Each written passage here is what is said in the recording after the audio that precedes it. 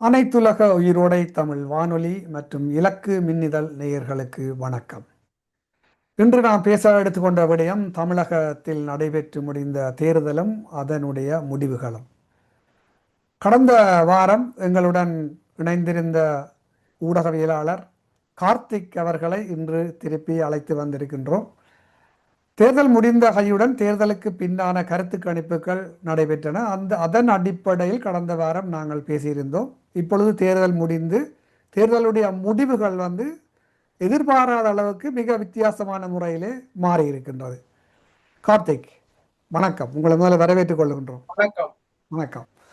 கடந்த நேர்காணலில் உங்களுடைய கருத்து கணிப்பின்படி நீங்கள் திமுக தான் ஆட்சி அமைக்கும் என்ற கருத்தை முன்வைத்திருந்தீர்கள். ஆனால் நீங்கள் கூறியதிலிருந்து முற்று முழுதுமாக மாறுபட்டு ஒரு தனிப்பெரும் கட்சியாக விஜய் அவர்கள் 108 ஆசனங்கள், அதாவது கிட்டத்தட்ட 34.95% என்று நினைக்கின்றேன். 35% என்று வைப்போமே, பெற்றிருக்கின்றார். அப்போ இது கிட்டத்தட்ட நான் அன்று கூறியது போல மக்களுடைய கருத்து கணிப்பின்படி திரு எம்ஜி ராமச்சந்திரன் அவர்கள் முதலில் தேர்தலில் நின்று வெற்றி பெற்ற அதே பெர்சன்டேஜை தான் விஜயும் எடுத்திருக்கின்றார். உங்களுடைய கருத்து எங்கே பிழைத்தது? இல்ல, இப்போ நீங்க சொன்ன மாதிரியே நான் விஜய் ஆட்சிக்கு வருவாருங்கிறத நான் 1% கூட நம்பல. இன்னைக்கு காலையில ரிசல்ட் வர்ற வரைக்குமே நம்பல. ஒரு 10 சீட்டை தாண்ட மாட்டார் அப்படிங்கிறது தான் என்னோட கணிப்பா இருந்தது. என்னோட கணிப்பு மட்டும் இல்ல, தமிழ்நாட்டுல முக்காவாசி ஒரு சீனியர் ஜேர்னலிஸ்ட் பலருக்குமே அந்த கணிப்பு தான் இருந்துச்சு. ஒரு 10% ஆஃப் ஜேர்னலிஸ்ட் ஆர் மட்டும்தான் விஜய் ஆட்சிக்கு வர வாய்ப்பு இருக்குங்கிற ஒரு ப்ரிடிக்ஷன் வச்சாங்க. அவங்களுக்குமே சந்தேகம் இருந்துச்சு. பட் எங்க எல்லாரோட கணிப்பையும் மீறி விஜயோட அலைன்னு சொல்ல முடியாது, சுனாமி தான் தமிழ்நாட்டை வாரி சுருட்டிட்டு டிஎம்கே ஏடிஎம்கே விஜயோட சுனாமில காணாம போயிட்டாங்க அப்படின்னு தான் சொல்ல முடியும். கிட்டத்தட்ட எல்லா செக்டார் ஆஃப் பீப்புளுமே விஜய்க்கு ஓட்டு போட்டிருக்காங்க. பெண்கள் தான், இல்ல ஆண்கள் தான், குழந்தைகள் தான், இஸ்லாமியர், கிறிஸ்துவர் அல்லது தலித் மக்கள் அப்படின்னு இல்லாம அக்ராஸ் தமிழ்நாடு எல்லா கைண்ட் ஆஃப் பீப்புளும் ஓட்டு போட்டிருக்காங்க. இன்னும் நமக்கு பூத் வாரியா வரும்போது எக்ஸாக்டா எந்தெந்த மக்கள் எந்தெந்த தொகுதியில இது பண்ணியிருக்காங்க அப்படிங்கிறது தெரியும். குறிப்பா இப்போ டிஎம்கே சென்னை சோன்ல மொத்தம் உள்ள 36 தொகுதியில 34 தொகுதி டிவிக்கு எடுத்துச்சு. போன வாட்டி அது ஃபுல்லா டிஎம்கே எடுத்த தொகுதிகள். சோ அது ஒரு மொத்தமா டிஎம்கே லாஸ் பண்ண இடம் அப்படிங்கிறது. அது விஜய தமிழ்நாட்டு மக்கள் சிஎம்மா பார்க்க ஆசைப்படுறாங்க அப்படிங்கிறது தான் நமக்கு இந்த ரிசல்ட்ல இருந்து ஏத்துக்கணும். நமக்கு விருப்பம் இருக்கு இல்ல அப்படிங்கறத மீறி தமிழ்நாட்டு மக்களோட விருப்பம் டிவிகே ஆட்சி, விஜய் தலைமையிலான டிவிகே ஆட்சி தான் அப்படிங்கிறது தான் தமிழ்நாட்டு மக்களோட முடிவா இருக்கு. ஒரு தமிழ்நாடு அரசியல்ங்கிறது திரும்ப திரும்ப ஏடிஎம்கே வெஸ் டிஎம்கே அப்படின்ட்டு ஒரு இருதுருவ அரசியல்ல தான் இருந்தது.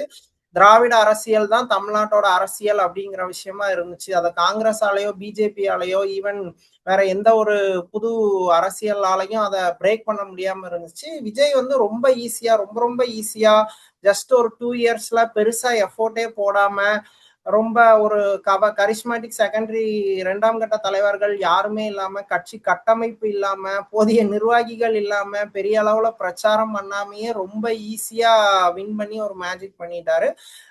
என்னை பொறுத்த வரைக்கும் விஜய் பண்ண அச்சீவ்மெண்ட் சாதனைங்கிறது எம்ஜிஆர் என்டிஆர் மிஞ்சினதுன்னு தான் நான் பார்ப்பேன். எம்ஜிஆர் கூட டிஎம்கே ஒரு வெர்டிகல் ஸ்பிளிட் பண்ணி தான் அவர் கட்சியை ஸ்கிராச்ல இருந்து தொடங்கல. அவருக்கு டிஎம்கேவோட பாதியை பிரிச்சு கொண்டு வந்தார். அவருக்கு டிஎம்கேல இருந்து நிறைய மாவட்ட செயலாளர்கள் 2ஆம் கட்ட தலைவர்கள் வந்திருந்தாங்க. அது போக அவருக்கு ஒரு அரசியல் அனுபவம் இருந்துச்சு. திமுகல இருந்து நீக்கப்பட்டார் அப்படிங்கிற ஒரு சிம்பத்தி இருந்துச்சு. அந்த மாதிரியான நிறைய ஃபேக்டர்ஸ் வச்சுதான் அவர் வின் பண்ணாரு. விஜய பொறுத்த வரைக்கும் அப்படியான எந்த ஃபேக்டருமே இல்லை. ஸ்கிராச்ல இருந்து கட்சியை தொடங்கி அவர் வின் பண்ணிட்டாரு. அது உண்மையிலே ரொம்ப ரொம்ப பெரிய விஷயம். அது இந்த அச்சீவ்மெண்ட்டை இன்னும் யாரும் பிரேக் பண்றதுக்கு குறைஞ்சது 50 to 70 வருஷம் ஆகும். ஆமாம் ஆமாம். அப்படின்னா இப்ப தமிழ்நாட்டு மக்கள் கண்டிப்பாக ஒரு மாற்றம் ஒன்றை எதிர்பார்க்கின்றார்கள் என்பது இந்த தேர்தலிலே வெளிப்பட்டுள்ளது. அப்படித்தானே? ஆமா, அதுதான், அதை உறுதியா சொல்லலாம். பட் இதுலயும் பாத்தீங்கன்னு சொன்னா இப்ப டிஎம்கே 74 சீட் எடுத்திருக்கிறார்கள். அதுவும் டிஎம்கே கூட்டு மற்ற கட்சிகளுடன் கூட்டாகத்தான் எடுத்திருக்கிறார்கள். 60 நினைக்கிறேன். 55 நினைக்கிறேன். 55 டிஎம்கே எடுத்திருக்கிறார்கள். அதே போன்றுதான் ஏடிஎம்கேயும் அவர்கள் 52 கூட்டாக எடுத்திருக்கின்றார்கள். ஆனால் இது ஒரு பெரிய ஒரு மாற்றம், அதை பெரிய ஒரு புரட்சி என்று தான் சொல்லணும். தமிழகத்தை பொறுத்தவரையில் இது ஒரு பெரிய ஒரு புரட்சி. இப்ப கடந்த ஆமா, காலமாக இத மௌன மௌன புரட்சி அப்படின்னு தான் டிஸ்கிரைப் பண்றாங்க. ஆமாம் ஆமாம் ஆமாம். மற்றது இப்பொழுது இன்னொரு விடயத்தை நாங்கள் கவனித்தோம் என்று சொல்லி சொன்னால், இன்று நாங்கள் அறிந்த வகையில் வந்து பாரத பிரதமர் மோடி அவர்களும் வந்து விஜய்க்கு வாழ்த்து தெரிவித்திருக்கின்றார். அதைவிட இன்னும் ஒரு படி மேலே சென்று காங்கிரசுடைய ராகுல் ராகுல் காந்தி அவர்களும் வந்து வாழ்த்து தெரிவித்ததுடன் மட்டுமன்றி விஜயுடன் நேரடியாக தொடர்பு கொண்டு தொலைவில் பேசியதாகவும் அறிகின்றோம். உங்களுடைய கருத்தின்படி இப்போ தமிழகத்திலே இனி ஒரு ஆட்சி அமைக்க வேண்டுமா இருந்தால் 110 சீட் வேணும் நினைக்கிறேன் இல்லையா? 18 118 சீட் வேணும். இன்னும் அவருக்கு 12 சீட் வந்து இன்னும் குறைகின்றது. அப்படியாயின் இவர் யாருடனாவது கூட்டு சேர்ந்து ஆட்சி அமைப்பதற்கான சாத்தியக்கூறுகள் இருக்கு. அப்படி சேருவதாய் யாருடன் சேரக்கூடிய சாத்தியக்கூறுகள் இருக்கின்றது? இல்ல, கூட்டு சேர்ந்தாதான் ஆட்சி அமைக்க முடியும். கூட்டு சேராம அவருக்கு பெரும்பான்மை இருக்காது. அது வந்து ரொம்ப பெரிய சிக்கலா இருக்கும். சோ கூட்டணி வச்சுதான் ஆகணும் கண்டிப்பா. பட் விஜயோட சாய்ஸ் என்னோட கணிப்பு படி பார்த்தா காங்கிரஸ் தான் ஃபர்ஸ்ட் ப்ரியாரிட்டியா இருக்கும். விஜய் வந்து பிஃபோர் எலெக்ஷனே காங்கிரஸ் அலைன்ஸையும் விசிகே அலைன்ஸையும் ரொம்ப எக்ஸ்பெக்ட் பண்ணாரு. அவங்க 2 பேரும் வந்துட்டா கண்டிப்பா ஸ்வீப் பண்ணிடலாம் அப்படின்னு எக்ஸ்பெக்ட் பண்ணாரு. அப்கோர்ஸ் அதுதான் ட்ரூ. ஒருவேளை காங்கிரஸ் அண்ட் விசிகே ஏர்லியரா வந்திருந்தா இந்நேரம் ஸ்வீப் ஆயிருக்கும். ஸோ அவங்களதான் அவரோட ஃபர்ஸ்ட் ப்ரியாரிட்டி அதுதான். இன்னொன்னு நேஷனல் லெவல்ல இப்போ அடுத்து வரக்கூடிய பார்லிமெண்ட் எலெக்ஷன்ல கண்டெஸ்ட் பண்ணும்போது பிஎம் கேண்டிடேட் தேவை. அந்த மாதிரியான விஷயங்களுக்கு உங்களுக்கு வந்து நேஷனல் பார்ட்டி தான் தேவை. பிஜேபி அவர் கொள்கை எதிரியா அறிவிச்சிட்டாரு. இந்துத்துவ ஐடியாலஜி இருக்கிறதுனால பிஜேபி கூட அவங்க போக வாய்ப்பே இல்லை. இன்னொன்னு தமிழ்நாட்டுல பிஜேபிக்கு எம்எல்ஏஸ் வரல. ஐ திங்க் ஒரே ஒரு எம்எல்ஏஸ் தான் வந்திருக்காங்க. ஒருவேளை பிஜேபி கூட வைக்கணும்னு நினைச்சா கூட அது யூஸ்லெஸ் தான். இப்போ மத்த உதிரி பார்ட்டிகளை அப்ரோச் பண்ணும்போது காங்கிரஸ்க்கு வந்து 5 எம்எல்ஏஸ் வந்துட்டாங்க. ஸோ 5 வந்துடும். இன்னொன்னு பிஎம்கே வந்து அவர் ட்ரை பண்ண பாசிபிலிட்டிஸ் இருக்கு. ஏன்னா பிஎம்கேக்கு ஒரு 5 எம்எல்ஏஸ் இருக்காங்க. ஸோ 5 10ங்கும் போது விஜய்க்கு வந்து அந்த 118ங்கிற ஒரு மார்க்கை அட்டன் பண்ணிடலாம். ஸோ அவங்களுக்கு ஒரு அமைச்சர்களும் கொடுக்கும் போது அவங்க வந்து கூட்டணியில எதுவும் குழப்பம் பண்ண மாட்டாங்க. ஸோ 5 வருஷம் ஸ்டேபிள் கவர்மெண்ட் இருக்கும். ஸோ விஜய் வந்து ஒரு பயத்தோடய ஆட்சியை ரன் பண்ணணும் அப்படிங்கிற அவசியம் இல்லை. 2 பேருக்கும் ஒவ்வொரு மினிஸ்டர் கொடுத்தா அவங்க 5 வருஷம் சாலிடா கவர்மெண்ட்டை ரன் பண்ணிட முடியும். இப்ப காங்கிரஸை வந்து விஜய் சேர்க்கறது மூலமா டிஎம்கேவோட ஃபியூச்சருக்கும் அது பயங்கரமா லாக் வைக்க முடியும். காங்கிரஸோட அலைன்ஸ் இருக்கிறதுனாலதான் டிஎம்கே வந்து ஒரு பவர்ஃபுல்லா இருக்காங்க. மைனாரிட்டியோட ஓட்ஸ் அவங்களுக்கு இவ்வளவு நாள் செக்யூர் ஆச்சு. ஸோ இப்போ ஈவன் அடுத்து 2019 பார்லிமெண்ட் எலெக்ஷன் வந்தா கூட டிஎம்கேக்கு ஒரு பிஎம் கேண்டிடேட் தேவைப்படும். ஸோ அந்த மாதிரியான விஷயங்களுக்கு வந்து காங்கிரஸை தங்கூட இழுக்கிறது மூலமா விஜய் வந்து ஒரு செக் வைக்க முடியும். ஸோ ஆப்வியஸ்லி அவர் காங்கிரஸ் நோக்கி தான் போக வாய்ப்பு இருக்கு. காங்கிரஸ் அதுக்கு வில்லிங்கா இருக்கிறாங்க. அது சிக்னல் நமக்கு தெரியுது. ஸோ அதுதான் நடக்கும். இப்படி நாங்கள் பார்த்தால் இப்படி இப்ப நீங்கள் காங்கிரசும் பாட்டாளி மக்கள் கட்சியுடனும் கூட்டு சேர்வதற்கான சாத்தியக்கூறு இருப்பதாக உங்களுடைய அனுமானம். ஏன் ஏடிஎம்கேவுடன் கூட்டு வைப்பது கடினமாக இருக்குமா? என்ன ஏடிஎம்கே அதுக்கு ஒத்து வருமா? ஏடிஎம்கே அதுக்கு ரெடியா இருப்பாங்களாங்கிறது ஒரு முக்கியமான கொஸ்டின் இருக்கு. இன்னொன்னு விஜய்க்கு ஃபர்ஸ்ட் ப்ரியாரிட்டியா காங்கிரஸ் தான் இருக்க வாய்ப்பு இருக்கு. இப்போ ஏடிஎம்கேனா எடப்பாடி பழனிசாமி வந்து விஜய சிஎம்மா ஏத்துக்கிட்டு அதுல அவர் டெப்டி சிஎம்மா இருக்கிறதுக்கு அவர் விரும்ப மாட்டாரு. ஓகேவா? சோ அது அவங்களுக்கு ப்ராப்ளம். காங்கிரஸை பொறுத்த வரைக்கும் தமிழ்நாட்டுக்குன்னு சிஎம் பேஸ் கிடையாது. சோ விஜய சிஎம்மா ஏத்துக்கிறதுல அவங்களுக்கு பிரச்சனை இல்லை. ஏடிஎம்கே அப்படி கிடையாது. ஏடிஎம்கே வந்து அடுத்து வந்து நாங்க ஆட்சிக்கு வருவோம் அப்படிங்கிறத கிளைம் பண்ணணும். இப்போ விஜய் அவங்க சிஎம்மா ஏத்துக்கிட்டாங்கன்னா அந்த கிளைம் அடிபட்டு அவங்க சப்பார்டினேட் பார்ட்டியா போயிருவாங்க. அப்போ வந்து ஒரு அலைன்ஸ் பார்ட்டியா ஆயிரும். அது டிஎம்கேவோ ஏடிஎம்கேவோ இது வரைக்கும் ஒரு அலைன்ஸ்ல பிரைம் பார்ட்டியா தான் இருந்திருக்காங்க. சோ சப்பார்டினேட்டா போறதுக்கான பாசிபிலிட்டிஸ் கிடையாது. சோ அது நடக்காது. வேணா டிஎம்கேல உள்ள சின்ன கட்சிகளும் ஏடிஎம்கேல உள்ள சின்ன கட்சிகளும் டிவிகேக்கு ஆதரவு கொடுக்கலாம தவிர்த்துட்டு பெரிய கட்சிகள் டிஎம்கே ஏடிஎம்கேவோட ஆதரவும் தேவையில்லை, அவங்களும் கொடுக்க வாய்ப்பு இல்லை. இது இன்னொரு விடயத்தை முக்கியமா பார்த்தீங்கன்னு சொன்னால் தமிழக முதல்வர் ஸ்டாலின் அவர்களுடைய கோட்டையாக கருதப்பட்ட குளத்தூர்லேயே அவர் இழந்துட்டார். என்ன காரணம்? குளத்தூர் பார்த்தீங்கன்னு சொன்னால் குளத்தூரில் வந்து அங்கே கூடுதலாக திராவிட கோட்டைன்னு தான் நான் காலங்காலமாக சொல்லப்பட்டது. அங்கே இருக்கின்ற திராவிட உறுப்பினர்கள் எல்லோரும் வந்து ஒரு மிகவும் ஒரு உந்து சக்தியாக இந்த தேர்தலிலே முன்முன்னெல்லாம் இருந்திருக்கின்றார்கள். எங்கு பிழைத்தது? எதற்காக அவர் தனது கோட்டையே இழந்து விட்டார்? என்ன காரணம்? இல்ல அது அது எல்லாருக்கும் ரொம்ப பெரிய ஷாக்கிங்கா தான் இருக்கு. அது எப்படி அவர் தோத்தாரு அப்படிங்கிற, ஏன்னா அவர் வந்து கொளத்தூர் தொகுதிக்கு கொஞ்சம் பர்சனல் கேர். இப்ப எனக்கு நியர்பை தான், நான் இப்ப கொளத்தூர் தொகுதி எனக்கு எதிர்த்தெரு தான், அவ்வளவு இதுதான். சோ அவர் இங்க ரெகுலரா வர்றது, இங்க தேவையான விஷயங்களை செஞ்சு கொடுக்கறது அப்படிங்கிற விஷயத்த அவர் ரொட்டீன் ஃபாலோஅப்ல தான் இருந்தாரு. பேரலி இப்ப அவருக்கு அகைன்ஸ்டா ஜெயிச்ச விஎஸ் பாபு வந்து அவர் ஏற்கனவே டிஎம்கேல இருந்தவர் தான். டிஎம்கேல 2016 எலெக்ஷன்லாம் வந்து டிஎம்கேக்கு வந்து ஸ்டாலினுக்காக அவர் தான் ஒவ்வொரு வீடா போய் ஓட் கேன்வாஸ் பண்ணதுன்ட்டு அவருக்கு கொளத்தூர் தொகுதி நல்ல பரிச்சயமான தொகுதி. சோ அது ஒரு அட்வான்டேஜா இருந்துதான்னு தெரியல. பட் அதை மீறி விஜய் வேவ் தான், விஜய்க்கான அலைங்கிறது ரொம்ப ஹெவியா இருந்திருக்கு. மினிஸ்டர்ஸ் பெரும்பாலான மினிஸ்டர்ஸ் தோல்வி அடையக்கூடிய நிலைமை வந்துடுச்சு. உதயநிதி ஸ்டாலினுமே வந்து அவர் நிறைய ட்ரையல் ஆகி தான் அவர் சின்ன மார்ஜின்ல தான் வின் பண்ணாரு. லாஸ்ட் டைம் இது ஸ்டாலின் 1 லட்சம் ஓட்டு வித்தியாசத்துல வின் பண்ண தொகுதி, உதயநிதி 80 to 90,000 ஓட்டு வித்தியாசத்துல வின் பண்ணது. அந்த அதான் சொன்ன மாதிரி சென்னை சோன் ஃபுல்லாவே வந்து விஜய்க்கான ஃபேவரா மாறிடுச்சு. அது வந்து அது யாரு எதிரில யாரு என்னன்னு பாக்கல, விஜய் கேண்டிடேட் யாரு, அவருக்கு பொட்டன்சியல் என்ன அப்படின்லாம் மக்கள் நினைக்கல. விஜய் சொல்லிட்டாரு நான் ஓட்டு போடுறேன் அப்படிங்கிற ஒரு மாப் மென்டாலிட்டியில கண்ணை மூடிட்டு போய் குத்திட்டாங்க. அதனால அது ஸ்டாலினையும் பார்க்கல, யாரையும் பார்க்கல, எல்லாரையும் தூக்கி சாப்பிட்டு. ஆனா ஒரு விடயம் மட்டும் மிகவும் தெளிவாக புலப்படுகின்றது, இந்த தமிழக தேர்தலிலே ஒரு புரட்சி ஏற்படுகின்றது. எப்படி என்று சொல்லி சொன்னால், இங்கு பணம் பேசவில்லை, ஜனநாயகம் பேசியிருக்கின்றது. இது ஒரு பெரிய மாற்றம் இல்லையா தமிழகத்திலே? பேசுங்க.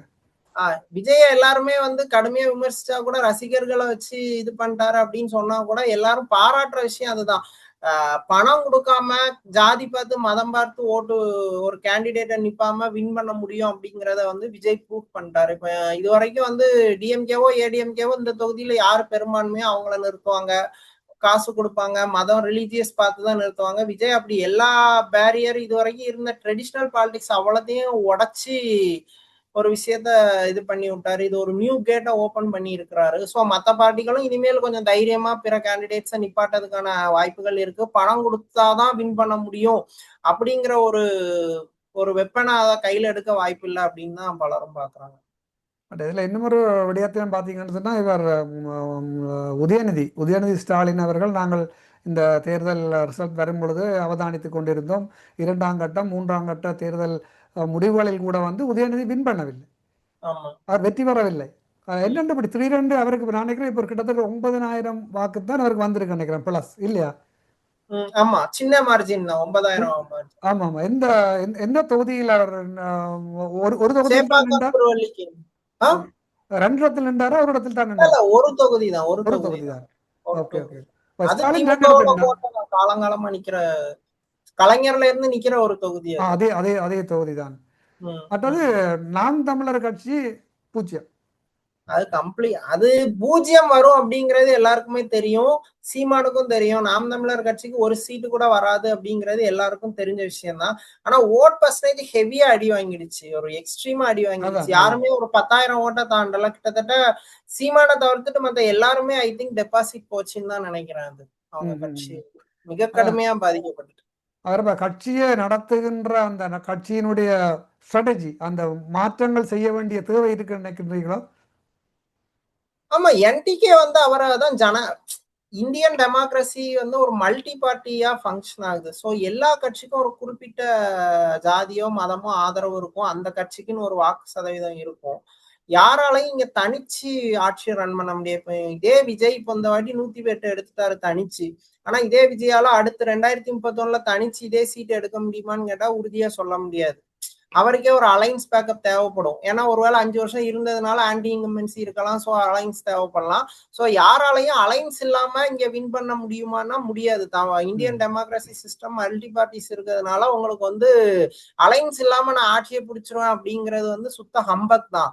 அந்த ரியாலிட்டி புரியாம அட்லீஸ்ட் நீ குறைஞ்சபட்சம் கருத்தோட ஒருத்தவங்களை வந்து ஆர்கனைஸ் பண்ண ட்ரை பண்ணணும். அவர் வந்து விஜய்க்கு வந்து இவ்வளவு அக்ரெசிவா எதிர்த்து இருக்க வேண்டிய அவசியம் இல்லை. விஜய் வந்து ஏதோ ஒரு வகையில சீமானுக்கு கொஞ்சம் நெருக்கமா இருந்திருக்க முடியும்.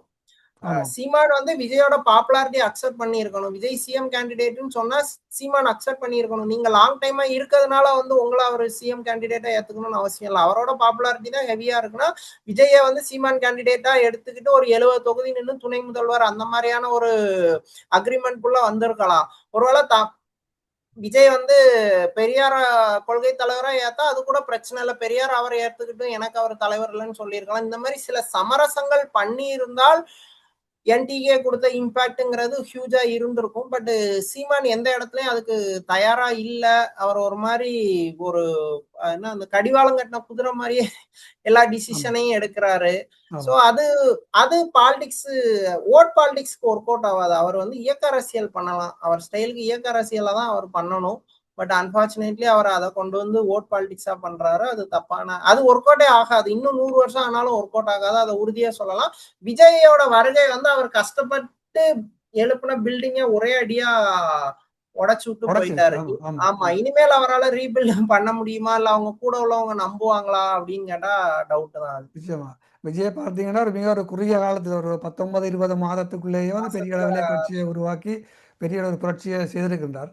மற்றது இன்னொரு விடயத்தை நாங்கள் அவதானிக்கலாம் என்னென்று சொல்லி சொன்னால், கார்த்திக் வந்து தேர்தல் பிரச்சார கூட்டங்களின் போது விஜய் வந்து பல உறுதிமொழிகளை தமிழக மக்களுக்கு வழங்கி இருக்கின்றார். அவர் சிஎம்மாக வரும் பட்சத்தில் அவர் வழங்கிய உறுதிமொழிகள் என்பது வந்து ஒரு பெரிய சவாலாகத்தான் இருக்க போகின்றது. அவர் சொன்ன அந்த உறுதிமொழிகளையும் அவர் அந்த மக்களுக்கு கொடுத்த வாக்கையும் வந்து காப்பாற்றுவாரா என்பது ஒரு கேள்வியாக வைத்துக்கொண்டு, அப்படி காப்பாற்றினால் அடுத்த எலெக்ஷனுக்கும் அடுத்த தேர்தலுக்கும் அவர் வரக்கூடிய சாத்தியக்கூறு இருக்கும் இல்லையா? ஆமா, என்னை பொறுத்த வரைக்கும் அவர் அந்த வாக்குறுதியை காப்பாத்திட்டீங்கன்னா கூட அடுத்த எலெக்ஷனுக்கு அவர் வர்றதுக்கான வாய்ப்புகள் தான் இருக்கு. ஏன்னா இப்ப விஜய வந்து நல்லது பண்றாரு அப்படிங்கிறதுக்காகயோ இல்ல அவர் சூப்பரா பெர்ஃபார்மன்ஸ் பண்ணாருங்கிறதுக்காகவோ விஜய்க்கு ஓட்டு போடல. எனக்கு விஜய பிடிக்கும், நான் ஓட்டு போடுறேன், விஜய் என்ன பண்ணாலும் நான் ஓட்டு போடுவேன் அப்படிங்கிற ஒரு மைண்ட் செட்ல போட்டாங்க. இப்போ அவர் வந்து அவர் கொடுத்த வாக்குறுதிகள் நிறைய வந்து ரொம்ப பிராக்டிக்கலா இம்ப்ராக்டிக்கலான வாக்குறுதிகள். இப்போ வந்து தமிழ்நாடு ஃபுல்லா பஸ் ஃப்ரீ அப்படிங்கிறது, பிறக்கிற எல்லா குழந்தைக்கும் மோதிரம் போடுறேன், தாலிக்கு தங்கம், அந்த மாதிரியான விஷயங்கள ஒரு மாதிரி எல்லாருக்கும்னு சொல்லியிருக்காரு. அதே ஸ்கீம்ஸ் இருந்திருக்கு, அது ரெஸ்ட்ரிக்டடா இருக்கும். கஷ்டப்பட்ட பெண்களுக்கு மட்டும் தாலிக்கு தங்கம், கவர்மெண்ட் ஹாஸ்பிட்டல்ல ஒரு குறிப்பிட்ட இதுல பிறக்கிறவங்களுக்கு மோதிரம், அப்படியான விஷயங்கள் இருக்கும். இவர் வந்து அதை ஓப்பனா சொல்லியிருக்கிறாரு.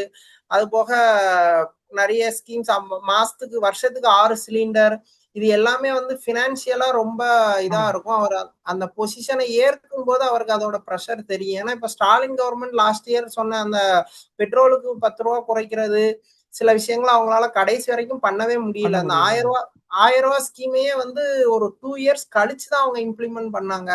அதுவுமே எல்லா பெண்களுக்கும் கொடுக்கலாம். ஃபர்ஸ்ட் செலக்டிவா கொடுத்தாங்க, அப்புறம் கொஞ்சம் பேருக்கு இன்க்ரீஸ் பண்ணாங்க. அந்த மாதிரி ரொம்ப ட்ரபிள் பண்ணி தான் அவங்களால அந்த விஷயத்தை இம்ப்ளிமெண்ட் பண்ண முடிஞ்சது. ஸோ அது வாக்குறுதி எழுத்துல எழுதுறதுக்கும் அதை நடைமுறைப்படுத்துறதுக்கும் ஒரு பெரிய சவால் இருக்கு. அது கண்டிப்பா விஜய் சிஎம் பதவியேற்றதுக்கு அப்புறம் அவருக்கு அது தெரியும்.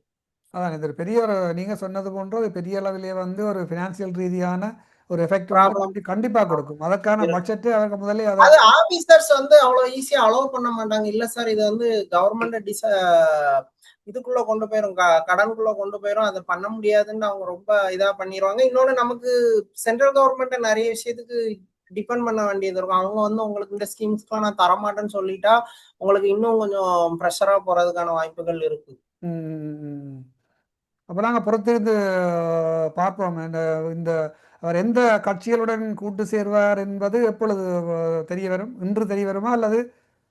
இல்ல, இன்னைக்கு தெரியாது. இன்னைக்கு நைட் ஆயிடுச்சு. இப்போ டிவிக்கே கொஞ்சம் ஸ்லோவா மூவ் பண்ணதான் வாய்ப்பு இருக்கு. இன்னொன்னு வந்து இப்போ விஜய் மூவ் பண்ணலன்னா வேற ஒருத்தங்க பதவி ஏற்றுவாங்கிற அர்ஜென்ஸ் இங்க இல்ல. எப்படி விஜய் தான் பதவி ஏற்றாகணும். இப்போ விஜய் 90ல இருக்காரு, இப்போ டிஎம்கே 80ல இருக்குன்னா டிஎம்கே எதுவும் பண்ணிரும்னு ஒரு பேனிக் இருக்கலாம். இப்ப அந்த ஒரு சோன் இல்ல, விஜய் தான் பண்ண போறாரு. சோ ராகுல் காந்தி கிட்ட பேசி ஒரு கன்வீனியன்ட் வாங்கி ராகுல் காந்தி மூலமா விசிகா கூட கம்யூனிஸ்ட் பார்ட்டிஸ் கூட அலைன்ஸ் பண்ணி டிஎம்கேவோட அலைன்ஸ் அப்படியே கொத்தா அவர் தூக்கிட்டு போகிறதுக்கான வாய்ப்புகள் இருக்கு. ஏன்னா அப்படி போகும்போது டிவிகேக்கு ஒரு செக்யூலர் இமேஜ் கிடைக்கும், சோசியல் ஜஸ்டிஸ் அப்படிங்கிற ஒரு இமேஜ் கிடைக்கும். ஸோ அது வந்து அவருக்கு லாங் டைமுக்கு ஹெல்ப் பண்ணும். ஈவன் விஜய்கிட்ட ஏதோ இன்னும் எக்ஸ்பீரியன்ஸ் இருந்தா கூட இந்த எக்ஸ்பீரியன்ஸ்டான பார்ட்டிஸ் வந்து கூட இருக்கும்போது நிறைய விஷயத்துக்கு அது ஹெல்ப் பண்ணும். கொள்கை ரீதியா அப்போ கவர்மெண்ட்டை டிஃபெண்ட் பண்ணி பேச வேண்டியது இருக்கும். எங்கேயோ அவங்க தவறு இழைக்கிறாங்கன்னா அதுக்கு பேச வேண்டியது இருக்கும். இப்போ டிஎம்கேவோட பெரிய பிளஸ்ங்கிறது டிஎம்கேக்காக சப்போர்ட் பண்ணி பேசுறதுக்கு ஒரு நிறைய ஆட்கள் இருக்காங்க. எல்லாம் நாலேஜ்ஃபுல் பர்சன்ஸா இருப்பாங்க. அவங்களால எல்லா சுச்சுவேஷன்லயும் அதுக்கு பேச முடியும். இப்போ டிவிகேக்கு அப்படியான ஆட்கள் இதுவரைக்கும் இல்லை. அதனாலதான் கரூர் விஷயத்துல இருந்து ஒவ்வொரு விஷயத்துக்கும் அவங்க உடனே அப்ஸ்காண்ட் ஆயிடுறாங்க. நின்று பேசுறதுக்கு ஆட்கள் இல்லை. இப்போ இந்த காங்கிரஸையோ இப்போ கம்யூனிஸ்டையோ விசிக்கையோ உள்ள இழுக்கும்போது அவங்க வந்து டிஃபெண்ட் பண்ணி பேசுவாங்க. அது வந்து ஒரு கட்சிக்கு வேற ஒரு கலரை கொடுக்கும். இது வரைக்கும் வந்து ஒரு ஃபேன் பேஸ்ட் பார்ட்டியா இருந்தது ஒரு ப்ராப்பர் பொலிட்டிக்கல் பார்ட்டியா கன்வெர்ட் ஆகுறதுக்கான பாசிபிலிட்டிஸ் இருக்கு. இல்லை, மக்களால் பேசப்பட்ட கரூர் விடயத்தில் கூட வந்து அந்த அசம்பாவிதம் நடந்த பொழுது கரூர் விடயத்தில் இது பின்னுக்கு நின்ற நபர் வந்து எல்லோருமாக நேரடியாக பப்ளிக்காகவே பேசப்பட்ட செந்தில் பாலாஜி தான் இதற்கு பின்னால் நிற்கின்றார். அவரே இந்த தேர்தலில் வென்றிருக்கின்றார் செந்தில் பாலாஜி இல்லையா? ஆனா வேறு அவர் வின் பண்ணியிருக்காரு கோயம்புத்தூர்லையா? ஆமா ஆமா ஆமா. மற்ற இதில் இன்னும் ஒரு ஆளை வந்து மிக முக்கியமாக நான் இதில் மென்ஷன் பண்ணலாம்னு நினைக்கிறேன், ரங்கராஜ் பாண்டே.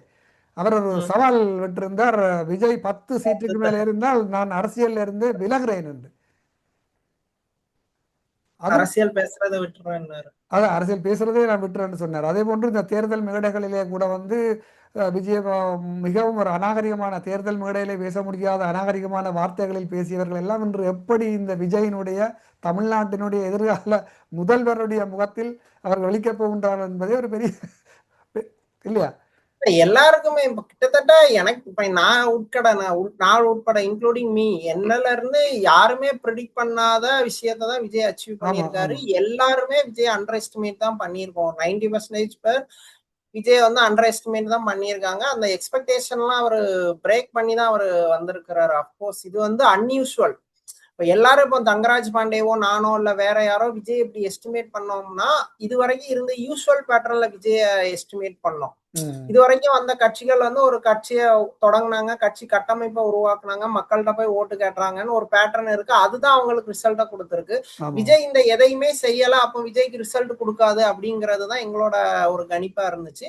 பட் அந்த பேட்டர்னை பிரேக் பண்ணி அவரோட ஒரு வசீகரம், அவரோட கேரிஷ்மா வந்து அவருக்கு அந்த வெற்றியை கொடுத்து அதை நம்ம அக்செப்ட் பண்ணி தான் ஆகணும். மக்கள் அந்த அளவுக்கு விஜய சப்போர்ட் பண்ணியிருக்காங்கிறது ரிசல்ட்ல தெரிய வருது. ஆமா ஆமா ஆமா ஆமா.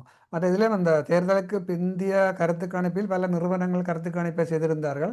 அதிலே முக்கியமாக ஒரே ஒரு நிறுவனம் மட்டும் ஒரு கிட்டத்தட்ட ஆமா ஆமா ஆமா அந்த அவங்க மட்டும் ஒரு சரியான ஒரு கருத்து கணிப்பை கொடுத்திருக்கிறார்கள். அது அவங்க கொடுத்ததுதான் கரெக்டா இருக்கு. அவங்க சொன்னதை விட கொஞ்சம் பெட்டர் பெர்ஃபார்மன்ஸ் மாதிரி தெரியுது. ஆமா ஆமா ஆமா ஆமா ஆமா. ஒரு தனிப்பெரும் கட்சியாக 108 ஆசனம் எடுக்கின்றது வந்து ஒரு பெரிய சுனாமி அலையை விட பேரலை. இது உண்மையிலே அதை அக்செப்ட் பண்ணி தான் ஆகணும். இந்தியால இனிமேல் இன்னொரு ஒரு லீடரு இது மாதிரி கொடுக்க முடியாது. அது ஈவன் சிரஞ்சீவியால அந்த டைம்ல முடியல, மத்த யாராலையும் பண்ண முடியல. விஜய் தான் அதை அச்சீவ் பண்ணி இருக்கிறாரு. அது எல்லாத்த மீறி விஜய் பெருசா எஃபோர்ட் போடல, ரொம்ப போற போக்குல வின் பண்ணிட்டு போயிட்டாரு. அவரு சினிமா நடிச்சாரு, கடைசி ஒரு 10 மாசம் தான் இருந்துச்சு. பிரச்சாரத்துக்கு அதிகபட்சம் ஒரு 10 நாள் தான் வந்திருப்பாரு. 234 தொகுதியில ஒரு 100 தொகுதி கூட கவர் பண்ணியிருக்க மாட்டாரு.